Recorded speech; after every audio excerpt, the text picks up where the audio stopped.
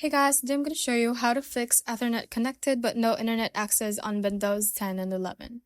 First, what we're going to do is search for network connections, and this view network connections should pop up, so click on it to have it opened.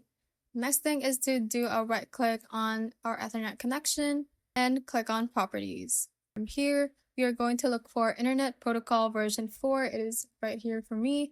And what we're going to do is to click on properties right here. And from here, we are going to select the option obtain an IP address automatically. So it is already selected for me. So just click on it to have that set up. And also to click on obtain DNS server address automatically. So click on it.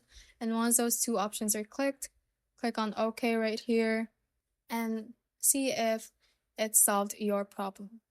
If not, we go back to the Internet Protocol, click on Properties, and we are going to select the option use the following DNS server addresses. For the preferred DNS server, we're going to type in 8, 8, 8, and 8. For the alternate DNS server, we are going to type in 8, 8, 4, and 4.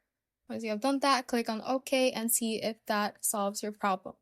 If not, the next thing we can try to do is we have to search for settings. We open up settings. I'm just going to go to the home page.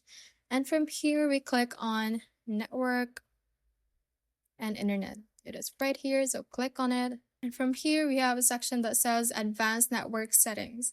So what we can choose from here is a network troubleshooter. It can diagnose and fix network problems. So you can try that and it will detect the problems for you and also help you fix the problems just by following the steps within the troubleshooter. After you have done that, restart your computer and see if your Ethernet connection has now been fixed. Thanks for watching, and if you found this useful, hit that like button and subscribe for more videos like this.